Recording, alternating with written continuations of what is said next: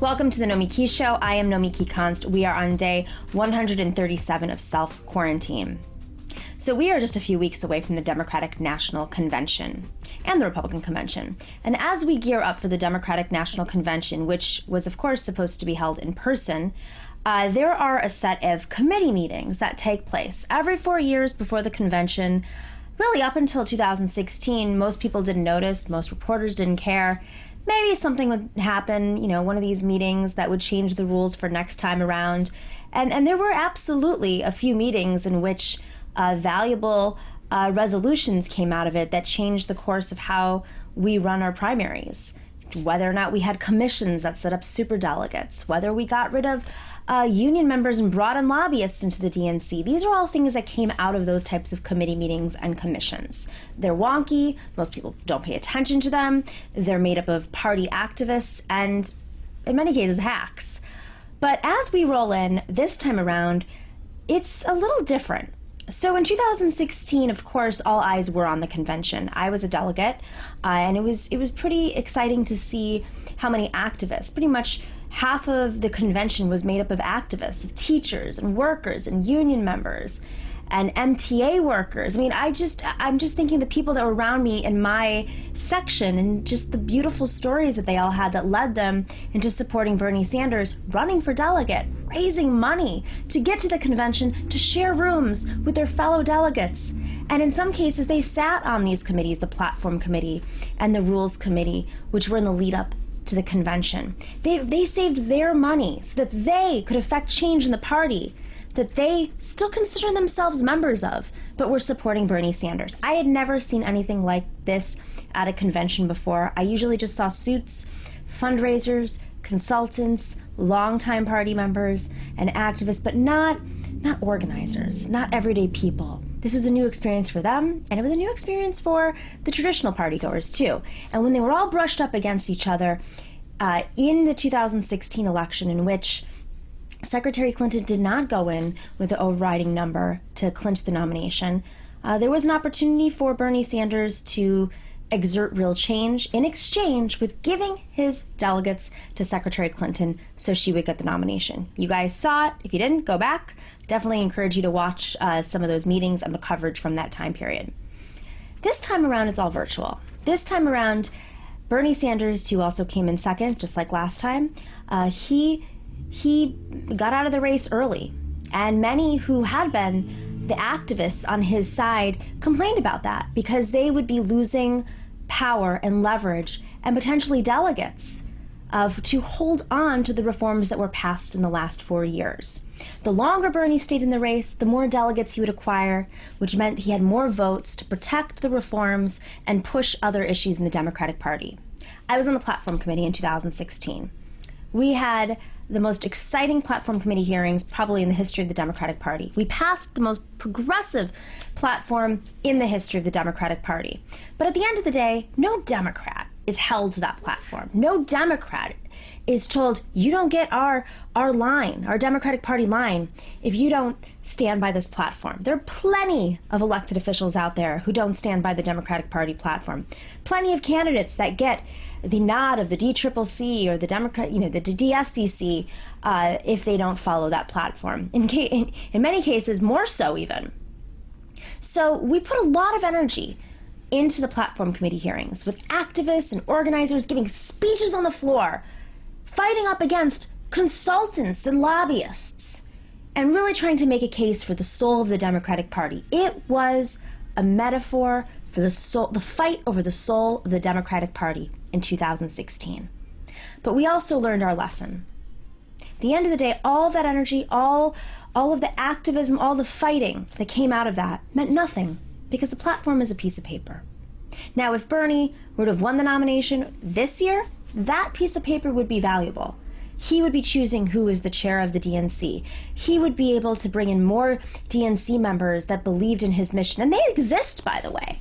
If you recall, Keith Ellison, he almost beat Tom Perez because the DNC, whether they supported Bernie or not, want reforms. But this time around, the Platform Committee was an opportunity for the establishment to say, sure, exercise all your energy on this meaningless piece of paper, because Joe Biden is going to be our nominee and possibly our president. And he will get to choose who's the DNC chair next time around. Last time it was about Bernie running in 4 years. This time it's about exhausting the activists. And then you have the Rules Committee. The Rules Committee, this time around before the convention, what's really at stake here is whether or not the Unity Reform Commission reforms that were passed a couple of years ago, that took 2 years to debate and analyze and assess and write the language and pushed off to another committee and then pass it in the DNC, and then it had to go through the Rules Committee. And finally, we have this set of reforms that change the rules of the Democratic primary process for presidential primaries. And now they're about to expire.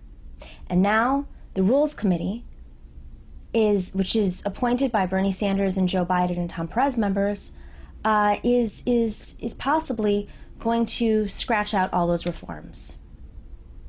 That's what's at stake. And unfortunately, because Bernie didn't stay in longer, he has fewer Rules Committee members.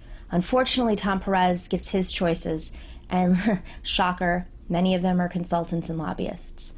Unfortunately, Joe Biden has appointed some establishment folks. Unfortunately, I regret to inform you that I think some of these reforms will not stay. That's what's at stake. So why do we care about these things? Why does it matter? Can't we just go third party? What is the point of all this? Well, the point of all this is that they control the chessboard. Based on how we work electoralism in this country, they control the chessboard.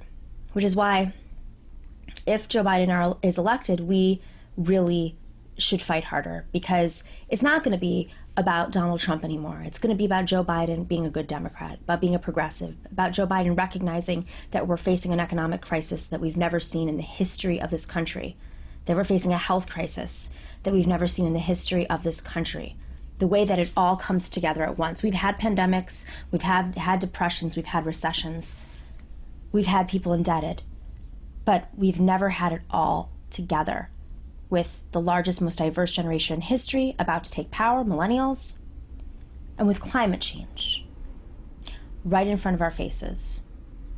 That's what's on the line here. And they control the chessboard based on our election laws. So I want to announce that we are going to be doing a special set of shows during the DNC. Every single day, the DNC, we are going to be doing a special show. Make sure to click subscribe and like, and stay tuned and follow us on social media at The Nomiki Show on Instagram and Twitter, because we're going to be posting updates. It's going to be a super exciting show. Nobody, cable news or otherwise, is going to be able to offer you this type of perspective. We're going to bring in DNC members and DNC experts and historians and election experts. We might even bring in a Republican, just shake it up and debate them. Why not? Why not? Very excited about the series that we're going to do for the DNC, and we're also going to do it for the RNC. So make sure to follow the show, and to those of you that are already patrons on Patreon, thank you. We are so grateful to you. This is how we are going to make this show happen. On this week's show, we're talking to Dr. James Zogby, the president of the Arab American Institute. He's a longtime DNC member. We're talking about the Platform Committee, the Rules Committee, and the reforms that may happen in the DNC, or are they really ever going to happen? And then we're talking to Zach Newman. He is the co-founder of the COVID-19 Eviction Defense Project. He's a lawyer.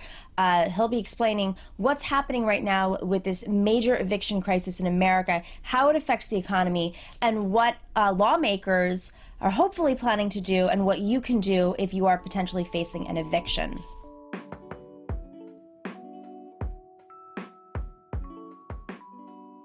The DNC likes to confuse folks with their processes and their commissions and committees, and not many people can really get to the heart of it because most people haven't been around long enough to know their game. But luckily, we have probably one of the biggest experts on DNC shenanigans, president of the Arab American Institute, DNC member, former DNC executive committee member, which is a big deal, and he was on the Unity Reform Commission. He was on the Platform Drafting Committee in 2016.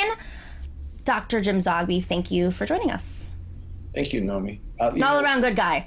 It just occurred to me when you said shenanigan that I actually wanted to dive for my phone and do a Google search to find the origins of the word. But I love the word. I just don't know where it comes from. I think it might be Irish. Here's the thing. There are lots of processes.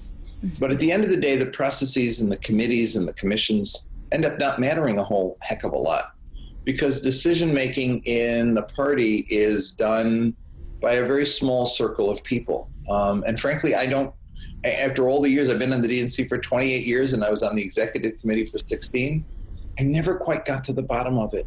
We tried in the Unity Reform Commission to come up with structures that would create more transparency and accountability to end the opaqueness of decision-making. And what intrigued me was that we actually passed some in our commission, and then they went to the staff, and the staff gutted them. And when I went at first back to them and why does the staff have that authority to do so? I don't know. And I don't know if it's just staff or if it's, sometimes I feel like a weird, sort of like the way the Egyptians talk about the deep state. I don't know where the decision-making lies. Is it with a group of donors? Is it with the legal counsel shop? Is it with, it's not a problem of Tom Perez. I mean, some people thought, Tom's the problem, or Debbie Wasserman Schultz is the problem. Is I remember when I first got on the Unity Reform Commission, I went to Rob Stein, who was a good friend going back to the Ron Brown days. And I raised the issues, and he said, look, the first thing I learned when I got over there with Ron was there's no governing body to the DNC. Ron Brown being a former chair. Former chair. There is no governing body. There's a chair, and at the time, the chair is answerable to nobody. But then he becomes answerable to the White House, and then he becomes answerable to big donors. And so there is this problem that, we have these commissions or meetings, but they become sort of a way of engaging us in an activity that ends up producing, makes us feel good we did something, but we didn't actually do anything at all. Right. I've argued that executive committee meetings or full DNC meetings or Democratic conventions were different only in the magnitude of the number of props to be managed by the planners. You either managed 40 people or 400 people or 4,000 people. But the point was, manage them so they don't get out of control, don't do anything unscripted. We would go to meetings, endless DNC meetings or executive committee meetings, where it would be emergency executive committee meeting, and we'd go, and there'd be 50 people sitting around a table, and there'd be a speech, another speech, another speech, another speech, another speech, and then 5 minutes for new business. And then we'd adjourn. And I wondered, why did I travel to San Antonio? Why did I go to Albuquerque for this? On your own dime, nonetheless. That's important to note. Yeah. And so there is a problem. Now, I've noticed since Bernie ran in 2016, the beginning of a change in that we did, in fact, empower a whole bunch of people around the country to get themselves elected to the DNC. Mm-hmm. First time we ever had an election for a chair, and can you imagine this? In the 28 years I was on the DNC, the first time we had an election of a chair was the 2017 election. First time we elected all the other officers was then. The second time in all the years I was on the DNC that we actually debated and voted on a resolution on the floor that was contested was in 2017. Well, now every meeting we've had since then has been a contested vote on the floor. Right. And that, I think, is important, that the 100 or so Bernie people who got themselves on the DNC have become a kind of they haven't authorized a progressive caucus, but we've become one. Mm-hmm. And I think the numbers will grow. If we continue building from the bottom up, we can wrest control of this thing. I really believe that. And I think we have to do that because otherwise, frankly, now I say this, and I know that there's some people out there who say, who cares? I mean, the Democratic Party dies, the Republican Party dies. I actually think it matters that there be a Democratic Party. I actually think it matters that there be a vehicle in which progressives can operate, right, to make change on the local, state, and federal levels. But as it currently stands right now, it is it's heading toward jumping off the cliff into oblivion. In that, it's basically become a money-raising operation and a recycling of money. They raise money, give it to consultants they work with, et cetera, and we become the props that make it look legit. I am convinced that's right. that we can change that operation, but it's going to take a lot of work from the bottom up to do it. Otherwise, I don't see surrendering it to them as the point. Well, I mean, some of it is like, in my opening, I talk a little bit about how we got here, and the leverage we had in 2016 was, you know, so much that, well, we didn't have a Democratic president, so there was an opportunity for an election, and Bernie was entitled to the Unity Reform Commission, which changed the rules, which helped many candidates in the primary process. But if Joe Biden is the president, now it's his party, and he can choose who he wants in it. And as you know too well, and maybe you can explain this a little bit more, there are votes that happen, but then there are committees that are oversight boards, essentially, or oversight committees that are all appointed people. And many of whom have conflicts. We tried to create the Financial Oversight Committee, and after literally months, it passed. The Unity Reform Commission got vetoed by the staff. I got them to put it back in at a meeting of the Rules Committee. Rules Committee initially passed it on from one meeting to the next, and finally, I went to the big showdown meeting where it was going to happen. And after months of this, what they came back and told me was, we don't need it because we already have a finance committee. Right. I said, we debated that. The finance committee is appointed by the chair. You cannot have the chair being provided, you create oversight by somebody you appoint. It just doesn't work that way.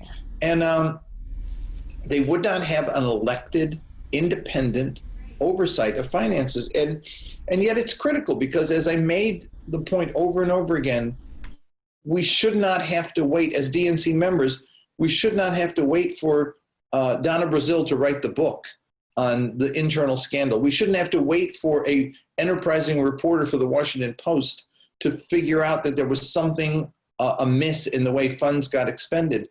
And yet that's where we are, because we don't know how our party operates. Reporters and or people who write books will expose those scandals. And then I remember one day I was reading the paper with my wife. She would always read the Post first, and I'd read the Times first, and then we'd switch. She's reading the Post, and on page 2, there was today the DNC announced that it was releasing the Victory Fund monies to the Hillary Clinton campaign to spend in the primary. And she said, when did you decide this? And I said, what? She said, it says here the DNC decided.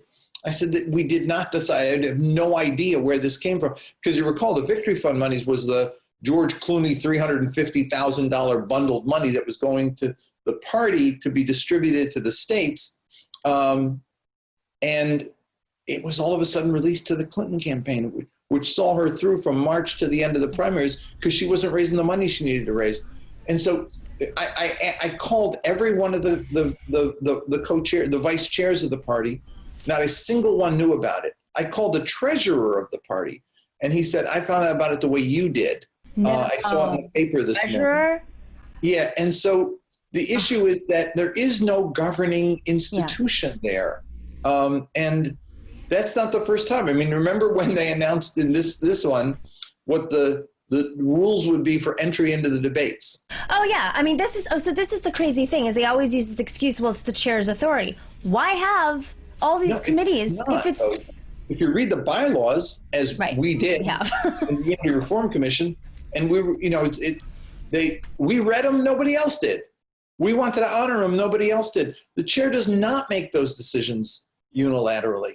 They are issues that have to be discussed within the body. And yet, when they say DNC decides, DNC didn't decide. Now, do we need rules to govern debates? Do we have to find a way to who sits on the stage and who does, whatever. Of course we do. But should that not be done collectively? Or should there not be some answerable mechanism that actually governs this process? Look, we knew 4 months ago that we were not going to have an in-person convention. I mean, when the Olympics got canceled, the writing was on the wall. Well, thousands of people got elected delegates, and it's not easy. In some cases, you get appointed. In most cases, a lot of people run and have to put their name on the ballot and get petitions filled and have to campaign for themselves, and they get elected with the illusion that they were going to be part of a decision-making body at a convention, because the myth of, the party decides is still there.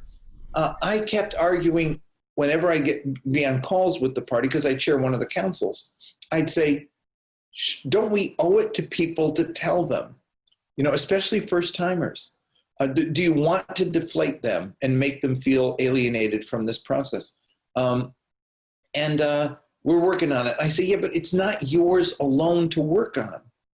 Right. That's how that's it. It's always like, well, the staff's working on it. And it's like convention of the party. The DNC should not be the staff. The staff should work for the DNC. Exactly. And the DNC should have some say in this, but we don't. Well, isn't that because they know the tricks? I mean, I remember at the convention in 2016, all the tricks came out. How to, where to move people, taking signs away. It was like the bag of tricks that they've been holding. And so much so that there were union leaders who said they've seen some interesting vote fixing in their lives, but they've never seen anything like this. And much of, the platform committee meetings which you were at, the DNC itself, and then the Unity Reform Commission, some of that was let's delay through process, or don't worry, you don't have to take notes, we're taking notes. And then later you look at it, you're like, this is not what we passed. The platform drafting committee, an example. We had meetings and they dragged us all over the country for meetings to meet with drafters, to meet with people. And we got talked at, just like in the Unity Reform Commission. We had meetings all over the country, went to San Antonio. Why, right? People would come and talk at us.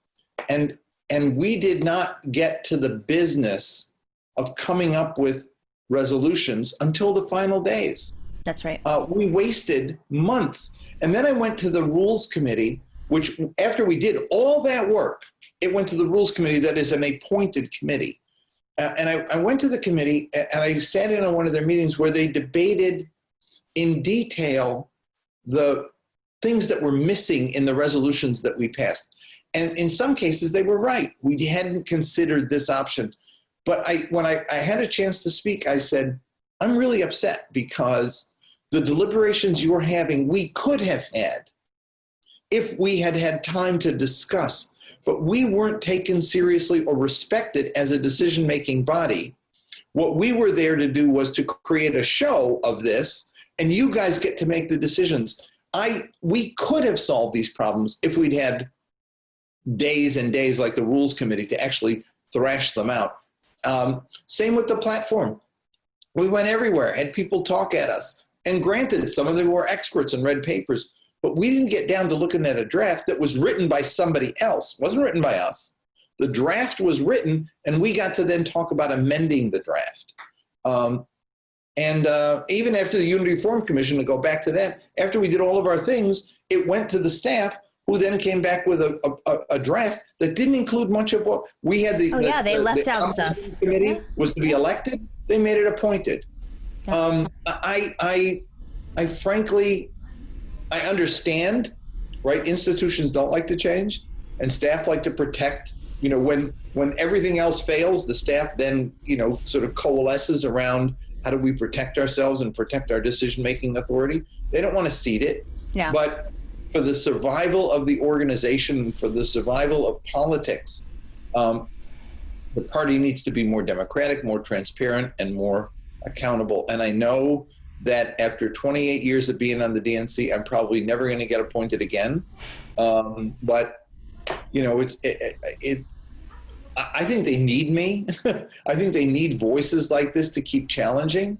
But I've discovered institutions don't like challenges. Well, and one of the things that you and I went to bat for on the Unity Reform Commission that I think would address some of these issues is getting rid of the conflicts of interest. And I feel like, and correct me if I'm wrong, and granted, let's ignore like the Henry Wallace days where it was really done in like a back room with like, a smoke-filled back room, or on the floor of the convention in that case.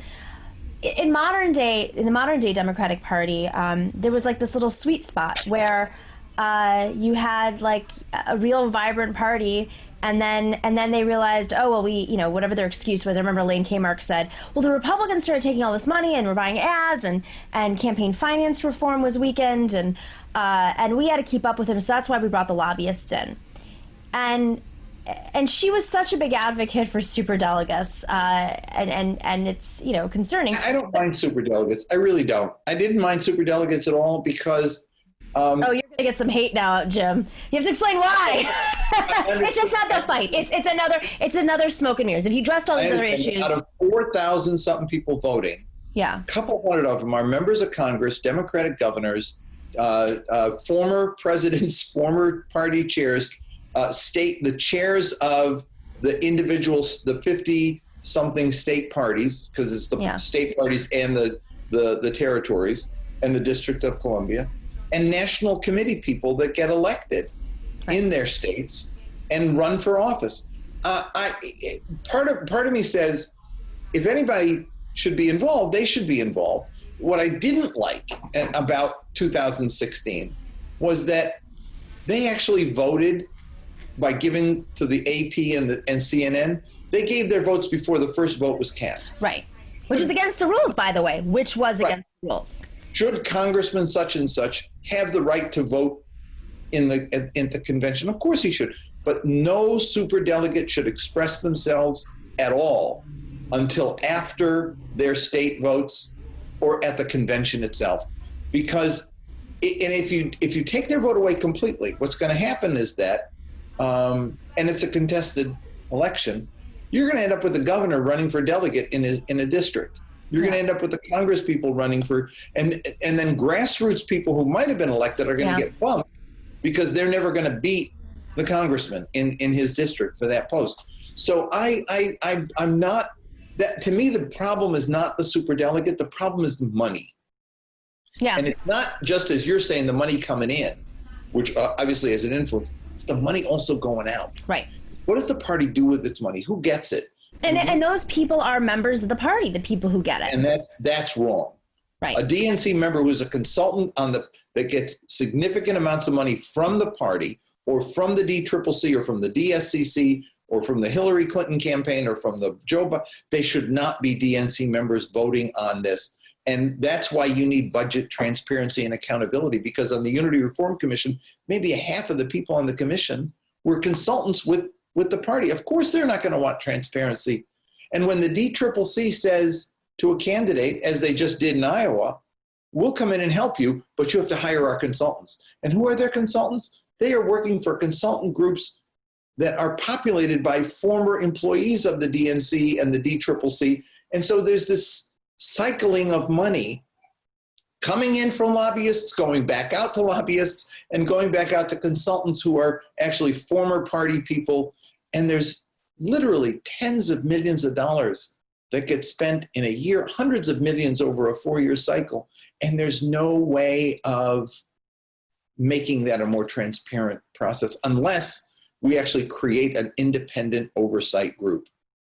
I mean, that's really what it came down to when we had our budgetary fights. It's like people don't, a lot of these issues that we complain about would be rooted out if we just had what is basically compliance, which is what major banks do. I mean, even the most evil banks in the world have basic compliance regulations, and somehow the DNC is exempt from that. They're a corporation, so are these banks. It just really blew my mind, and I think the Republicans are actually even better at this, from what I've read. Because I don't think they have, a live. Here's the thing. I read the bylaws when I got on Unity Reform Commission, and one of the bylaws says that annually the DNC should review the budget and expenditures, and something about the effectiveness of the expenditures and staff. And I said, annually. Well, that means that for more than 2 decades, I've never seen it. I was on the executive committee for 16, never saw it. When we say it, what happens is the treasurer comes in and they'll give us a PowerPoint. We raised this much, we spent that much, we did this, we did that. That's not, anybody that comes from any kind of operation knows that's not oversight, to show me a PowerPoint. You need line items and also pre-approval too. I mean, if you work for a nonprofit, they're big expenses. You have to go to your board and get them approved. We didn't even ask for that. Right. We didn't even, I mean, that was the thing that was shocking was they said, no, we can't reveal that ahead of time. It'll give away our strategy to the enemy. I said, I forgot about that line. Since when are DNC members the enemy? And we're the DNC. But I said, all right, we'll give you that. What we want is after you've done it, we want to review it so that we can actually be able to look at it and say, and then they said, why are you picking on Tom Perez? I said, I'm not. This is every chair. And I even agreed, so it was gaslighting. I even agreed to delay implementation until the next chair. And that still wasn't good enough. Well, my favorite was they said, oh, you can just go into FEC filings and look at it. And it's like, well, no, we can't because the way you're moving money. Yeah. And also, I actually think that there was a way of doing it in private, but ultimately, I mean, I know we have to wrap up soon, but I think for our audience, the reason why this budgetary stuff is so important is we can't forget we lost over 1,000 seats in the Obama term, and it became very clear that the money that was being raised all over the country, the small dollar donations, the large dollar donations, the George Clooney money, etc., was moving towards the presidential. And in the case of Hillary Clinton, it was coming up through all different avenues, and it became an issue of question of corruption. I think I can say that in 2016, and people were upset. People that weren't Bernie people were upset because they came from states that just have been ravaged by Republican, the Republican legislatures have taken over, and that money should have been. At a DNC meeting, executive committee meeting after the 2014 election, the pollster came in and had all these charts and stuff, and he went through them all and he said, why is everybody so upset? He said, we did well. We kept the Obama coalition together. We won the black vote. We won the Latino vote. We won this vote. We won the women vote. We won the youth vote. We just didn't win enough of them. And so the goal is to spend more to raise the level. So after a couple of people spoke, I raised my hand. I represent the Ethnic Council, Eastern, Central European, whatever, what are dismissed as the deplorable white voters. And I said, but what are we doing about ethnic voters? And the states we got smushed in were Pennsylvania, Ohio, Michigan, Wisconsin. These used to be Democratic states. These were the working class industrial belt. These are the folks who lost their jobs, who lost their hope. And the party had been their party, and they feel abandoned. Why aren't we doing something for them? His response was, we're not throwing money away after people who are never going to support us. I was furious, because these are our people. They should be our people. And it's not either or. You go to black voters or white voters. A message that wins has to encompass everybody and be inclusive, cutting at the issues that affect us all, the economy, healthcare, education, et cetera. And of course, deal with economic disparities by race and by gender, but that's still an inclusive message. Anyway, I went to the party and I said, can we have a budget for ethnic voters, for the white ethnic outreach for the council that I represent? They said, we don't have any money. What do you mean you don't have any money? I only need $50,000 to do some advertising in these states. We don't have it. I said, what if we raise it? And so we did. They said, okay, we raised it. Meanwhile, the political director changes, the money got raised, and we never got it. That's when I got to be a bug on the budget. I said, if there's no money there, I want to know why there's no money there. And who makes the priority that in a campaign, in a party that raises literally tens of millions of dollars, that you can't come up with a couple $100,000 even, or even 50,000 to recruit or to go after. We wanted to get lists of ethnic voters by state so that Italian Americans could call Italian Americans in Ohio and say, vote Democratic, here's why. We could put ads in ethnic press. They have no money for it. Why? And the answer is because somebody's making a decision without consultation with the DNC membership. and we cannot find out who makes it, where the money goes, and why they won't spend it in a different way. And, you know, you'd think that after Hillary Clinton lost this election, that a lot of these people would be booted out that made these decisions. And I think what's really shocking is to see folks who clearly have made some of the most egregious mistakes in recent electoral history being remaining in positions of power and being promoted to other forms of power, or like even CNN panels. And it's I think it's a you scratch my back, I scratch your back culture. I don't know. You know what? I have not watched any of the networks in a year. I haven't watched them in a year because actually during the primary, when that week after Nevada, when MSNBC literally became an anti-Bernie super PAC, I said, screw this, I'm not listening to these people anymore. And I just stopped watching them. I mean, they're too many of them are loudmouth buffoons, and they are wrong more than they're right. I mean, to listen to James Carville one more time get it wrong, and yet keep coming back. It's a culture that is part of the problem of our politics. It wasn't Clyburn's endorsement of Biden that killed Bernie. It was this literal tidal wave of negative press media of all kinds, commentary. Bernie's too old. Bernie's a socialist. Bernie's going to cost us down ballot races. Bernie's going to, whatever. It was an avalanche, and it swamped them.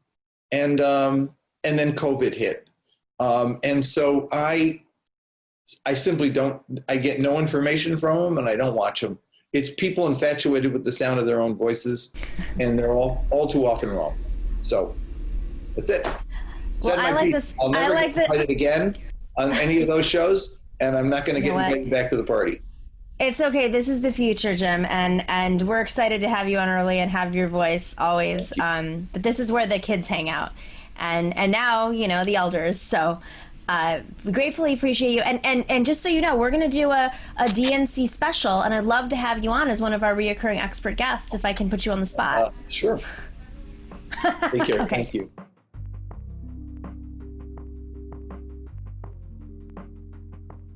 Thank you for watching and listening to the Nomiki Show. Make sure to click like and subscribe on YouTube and share with everybody on social media.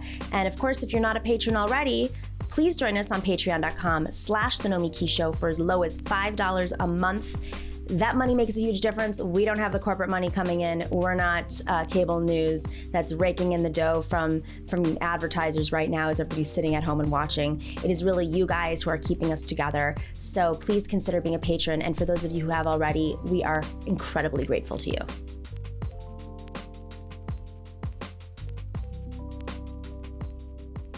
Millions of Americans are at risk of being evicted. Every first of the month since COVID-19 hit, folks have been late on rent, not paying their rent, or have had to move out of their housing, creating an already existing housing crisis, making it much, much worse. And it could very well lead to cities collapsing, markets being disrupted, and of course, this is all related to COVID-19 and how the economy has been affected with the loss of jobs and people being forced to scale back on work. This is unprecedented times, but people are looking for resources. They want to understand what legal protections they have and what the government is doing to protect them.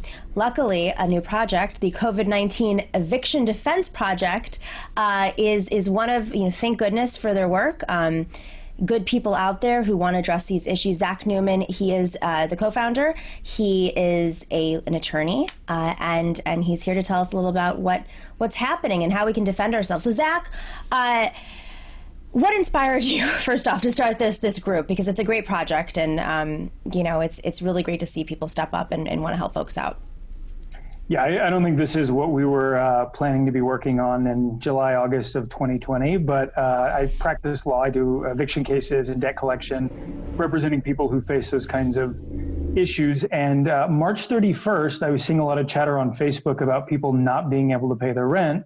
And so I put a message up and I said, hey, if you're having trouble paying your rent, if you're having issues with your landlords, if you want legal advice, drop me a note, post something on my wall, let me know. Happy to represent you. Didn't think much of it, went to bed, went to work the next day. woke up, kind of had a normal day, and then got on Facebook around 5 o'clock, and I had 500 messages. And I was stunned. And I said, there's really something here. I'm shocked. Maybe I shouldn't be. A friend of mine, Sam Gilman, and I started putting together some economic modeling on what we thought the crisis might look like here in Colorado where we live. And the data pointed to hundreds of thousands of people. And so the project kind of grew from there. We started representing people in these landlord-tenant cases. We got a little more sophisticated on our economic analysis. We built the housing fund. And so this project has really grown out of the COVID moment and just responding to the housing crisis it's created. You know, it's crazy because we've already had such weak housing laws protecting tenants. Can you just give us a little backstory on where we stand in tenant protections, just sort of on a national, basic understanding of where we are? Obviously, it's state by state, it's different. Just to be very clear, there are different rental laws per state, but just a general vibe of like, do these laws protect tenants or do they protect, the landlords? Yeah, that's a great question. I think, laws obviously vary by state, and some states are more landlord friendly. Some states are more tenant friendly. There's a wide range of laws and policies in place. But I think generally in the United States, if you have an extended period where you're unable to pay your rent, you have very few defenses and you're likely facing eviction fairly soon. In some places like Colorado where we live, that can happen in under a month. And then in places like California and New York, you've got a bit more time. But generally speaking, if you're unable to pay, then the eviction process moves fairly quickly around the country. And right now, what is the projection nationally? What are people saying in terms of how many folks are going to be evicted? So the numbers are bleak. It's a really dire picture. Our project, along with the Aspen Institute, published our number. And in June, we were projecting 19 to 23 million people at risk of eviction in the United States. That number has subsequently gone up, and other academics, other think tanks have published numbers all higher than the one we've published. So we're looking at a real crisis here, and it shouldn't be surprising. The majority of Americans have less than $1,000 in savings. They're unable to weather a 3-month crisis, and we are now in month 4 of a crisis. Federal benefits are basically ending. And so, I don't think it's surprising that you would see a very large swath of Americans suddenly unable to pay their bills. So let's just talk through, what happens when somebody's evicted. Generally speaking, if you haven't paid your rent for, let's say, if you're a New Yorker, haven't paid in 3 months, you get an eviction notice. How soon do you have to respond? What do you have to do next? So this really varies state by state. I didn't even know what the New York rule was until you said it just now. I think that's it. I'm not sure. I'm just using it as an example. Yeah. I'm just using it as an example. So. Sure. So it really just depends on the jurisdiction and the state you're living in. Here in Colorado, the timeline moves incredibly swiftly. You don't pay your rent on the 1st. Normally, there's a 10-day demand period where the landlord is required to accept rent or you have to leave. After that, your ability to stay is really at the discretion of the landlord. And, the court dates follow quickly. So the normal eviction timeline here is anywhere from 25 days after non-payment to 45 days, depending on a lot of different factors. In other parts of the country, it moves more slowly, so tenants have more time. But again, generally speaking, we have a housing system that is based on a fairly stringent set of rules so that when tenants are non-paying, they have to move fairly quickly. And then when they have to go to courts, I imagine right now the courts are just, if the courts are even open, right? Because we've had, COVID, you going into an actual traditional court, maybe it's virtual, probably depends on where you are.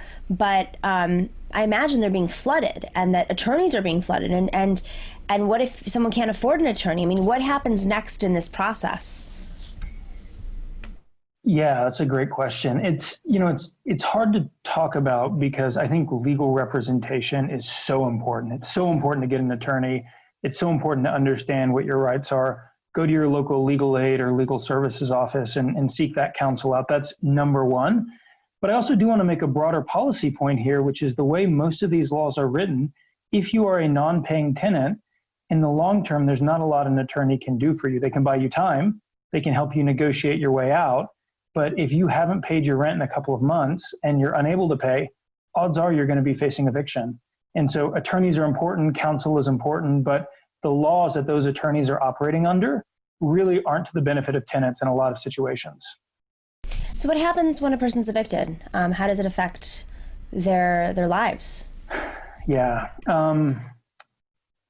It depends on the person and their family situation. For some people, this is disruptive, but minimally disruptive. They move in with family. They're able to get back on their feet. That's the best case scenario. For people who don't have that option, they're moving into a hotel. If they have access to some cash, they're moving into a homeless shelter. They're moving into a vehicle. And when you take the population group of folks who've been evicted in years prior and look at them, you see 3 or 4 things. One, you see that someone's ability to keep their job after being evicted goes down. 2, you see that their health, both their individual health and their family health, goes down. 3, if they have children, the ability of their kids to stay in school, to study, to get good grades really falls off a cliff. And then the 4th, which should be concerning the state and county governments, is that the costs that those people then cause for counties and states go up dramatically. It's not cheap to have a large homeless population in a city. There's more emergency medical care. Homeless shelters are inexpensive. There's higher risk of institutionalization. And so those costs really start to add up. So in a lot of ways, this is a very expensive problem on the back end, oftentimes for just, $2,000, $3,000, $4,000 in unpaid rent. Not to mention right now, if you do have children and it's summer break now, but if they're evicted during the school season, these are kids who have to learn from home right now. And for those who are watching or listening that have children, you know very well how hard it is already to teach your kids from home and get them situated and have everything in place. I don't even know what it's like if you're dealing, if you're homeless or if you've been evicted or if you're going from place to place or in terms of credit, in terms of how it affects someone's finances, what are the consequences of eviction? Eviction on your record is extremely damaging to your credit. It makes it hard to rent another place. The odds that you're then renting from a slumlord or a bad actor or renting informally go up dramatically if you can find housing at all. But I think what's interesting in this system and less talked about is a number of people who face eviction but aren't actually evicted, but instead just move out of the property. So they get a notice on their door or they get something in their mail and they say, I'm never going to be able to pay. I don't really understand what's going on. I know this is probably going to be bad for my credit, so let me just put everything in my car, leave, call the landlord and let them know. So when you see an eviction filing number, it's actually a trailing indicator of the number of people who've been displaced, because the rational thing for a lot of people to do is just to leave and avoid the court process and the credit rating issues altogether. So if they don't go through the court process, they're never affected credit-wise? So if they have an eviction filing on their record, landlords can see that, but that is not as damaging as having an eviction judgment. But the ideal is to have neither. And so, for example, in Colorado, a lot of folks will get a notice on their door that says pay or go in the next 10 days, and they'll move out during that 10-day period so that the landlord can't file against them, and they can just head on down the road. And it improves their chances of getting housed in the future. But it also means they often go from being housed one day to fundamentally homeless the next.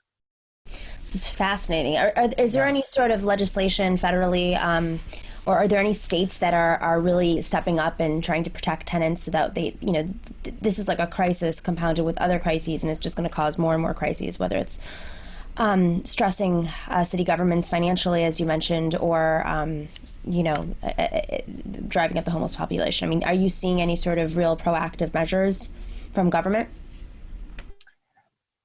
I think what was interesting with this issue is initially you saw pretty good action from red states and blue states. A number of states put eviction moratoria in place. They took steps to protect renters. I think really unfortunately for my clients and clients around the country, you've started to see fatigue from policymakers. And so the result of that is that most of these eviction moratoria have expired. And now that we're through most of the CARES Act funding, you have a world where tenants are reckoning with the absence of an eviction moratorium. So they can be evicted now. They still haven't gone back to work.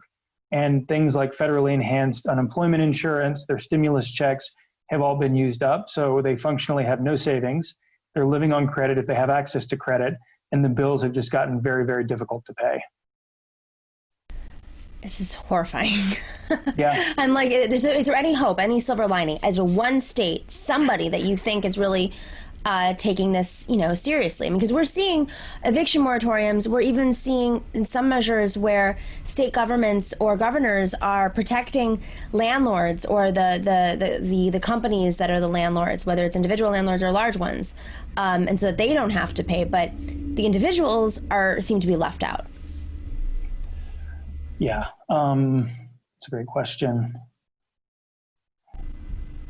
So I think I don't hold it against you. I really don't. I think this is actually indicative of the crisis we're in, and we would like to see silver lining, but unfortunately, we're dealing with a very difficult. Absolutely. I start thinking about this, my blood pressure just goes up immediately. Yeah, of course. So I think there are a number of things at play here that are worth mentioning. I think the number one thing we can do public policy-wise is to pass the HEROES Act or a second version of the CARES Act. I think 80%, maybe even 90% of this problem goes away if we're able to provide direct federal funding to tenants so that they can pay the rent. And maybe you do that through extending federally enhanced unemployment insurance. Maybe you do that through additional stimulus. Maybe you provide direct rent relief. I don't know. I think the important thing is to give people liquidity so they can actually go out and pay their bills, pay their rent. Absent that, though, I think we need to reinstate eviction moratoria around the U.S. And again, most of these moratoria have expired, but governors, legislators can put them back in place. One other thing I'll note, which is really interesting, is eviction moratoria have become a nonpartisan issue in the U.S. So presently, you have red states where there are eviction moratoria in place. You have blue states where there are eviction moratoria in place. You also have blue state and red state governors who've said, we're not going to do that, or alternatively, we're no longer going to do that. And so it's been interesting in that this is an issue that in some ways seems to cross party lines in certain parts of the country. It's fascinating. Well, I mean, I just think it's the number of problems that compound, as we mentioned earlier, are going to be so intense for them that even the most righteous lawmakers or conservative lawmakers understand that it's just too much for folks to handle. It's very depressing. So first, just for our audience who might be in this situation already or will be facing it pretty soon, what are the first steps you recommend folks do? Yeah, so if you receive any kind of eviction notice, and this is going to vary by state, but your landlord put something on your door, you receive something in the mail, even if you just get an email that says, I'm going to try to evict you, nothing formal, but suggests that's where things are going, reach out to an attorney. I think the best thing you can do is to understand your rights. Having an attorney doesn't necessarily mean that you'll avoid eviction, but you may be able to negotiate down your rent debt. You may be able to negotiate a easier move out. You may be able to avoid having something negative on your credit report. Have that conversation, look at your options, and then make a decision. I think more broadly, though, if we really want to see systematic change, calling your member of Congress, your locally elected officials, letting them know that you're in this situation really raises the profile of this problem and maybe gets us relief either federally or at the state level. Because ultimately, I think, as I said before, if you just have an attorney and the law doesn't change and the economic situation doesn't change, it's not really going to change the long-term trajectory of the situation. And if you can't afford an attorney, which I assume many people in this situation right now can't, what do you suggest? Are there like legal aid groups that work on evictions? Yeah, so there are lots of legal aid groups around the country. In Colorado, that would be Colorado Legal Services, but there are state legal services offices that provide this kind of counsel. And then there are other groups, and oftentimes your state bar association can provide it as well. The sooner you can have that conversation, the better, because it may also take a few days to get paired with somebody. So I would say, even if you're nervous about paying your rent, now might be the time to reach out, because getting ahead of the problem means that you're more likely to have, if not a positive outcome, then at least maybe a neutral outcome. Zach, thank you for your work.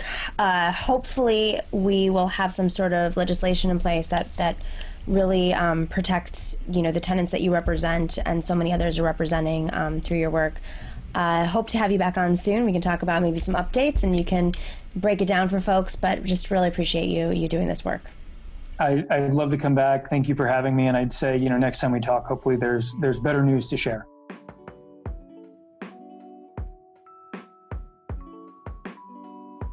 Thank Thank you to Dr. Jim Zogby and to Zach Newman, and to our team, Dorsey, Kelly, George, and Ruthie. Please, everybody, stay safe, stay well, be healthy, stay inside if you can. This crisis is not going away anytime soon. We are exhausted. It's hard to keep your mask on in this heat, but please, for your family, for your community, please do what's right. It's tough right now, but the stakes are just too high.